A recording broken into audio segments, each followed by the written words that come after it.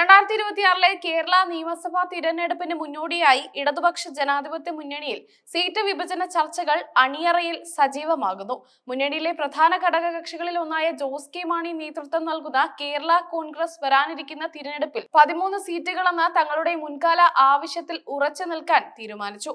കഴിഞ്ഞ കുറച്ചു ദിവസങ്ങളായി നടന്ന പാർട്ടി ഉന്നതാധികാര സമിതി യോഗങ്ങളിലാണ് സീറ്റ് വിഭജനം സംബന്ധിച്ച ഈ നിർണായക ധാരണയിലെത്തിയത്.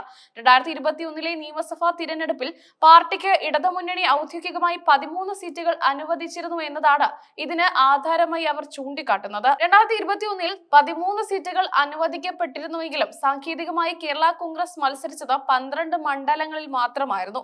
കോഴിക്കോട് ജില്ലയിലെ കുറ്റ്യാടി സീറ്റായിരുന്നു ഇതിന് കാരണമായത്.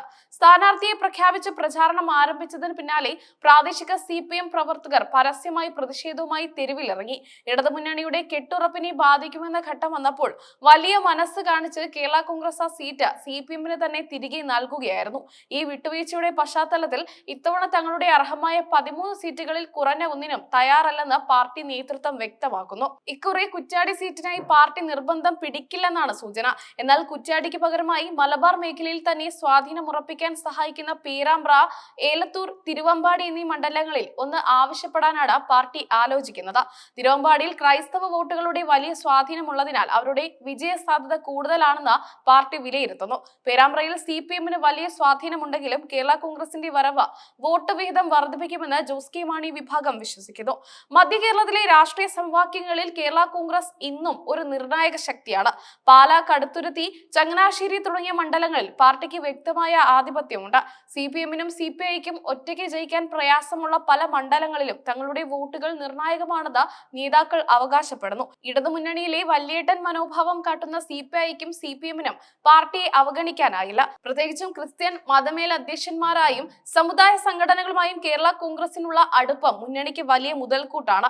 സീറ്റ് ചർച്ചകൾക്കൊപ്പം തന്നെ സ്ഥാനാർത്ഥി നിർണയത്തെക്കുറിച്ചുള്ള പ്രാഥമിക സൂചനകളും പുറത്തുവരുന്നുണ്ട്. നിലവിലെ എല്ലാ സിറ്റിംഗ് MLA-മാരും വീണ്ടും മത്സരരംഗത്ത് ഉണ്ടാകുമെന്നാണ് പാർട്ടിക്കുള്ളിലെ റിപ്പോർട്ടുകൾ. മന്ത്രി റോഷി അഗസ്റ്റിൻ, N ജയരാജ്, സെബാസ്റ്റ്യൻ കുളത്തുങ്കൽ തുടങ്ങിയവർ മാറ്റമില്ലാതെ തുടരും. കഴിഞ്ഞ തവണ പരാജയപ്പെട്ട പാലാ മണ്ഡലം തിരിച്ചുപിടിക്കാൻ ജോസ് കെ മാണി തന്നെ നേരിട്ട് ഇറങ്ങുമോ എന്നതാണ് രാഷ്ട്രീയ കേരളം ഉറ്റുനോക്കുന്നത്. അങ്ങനെ ഉണ്ടായാൽ പാലായിൽ ഒരു വൻ പോരാട്ടത്തിന് തന്നെ 2026 സാക്ഷ്യം വഹിക്കും.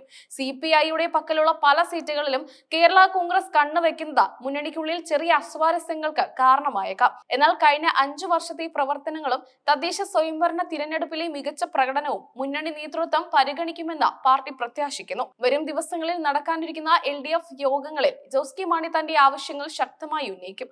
സീറ്റ് വിഭജനത്തിലെ ഈ പിടിവാശി കേരള രാഷ്ട്രീയത്തിൽ വലിയ ചലനങ്ങൾ സൃഷ്ടിക്കുമെന്ന് ഉറപ്പാണ്.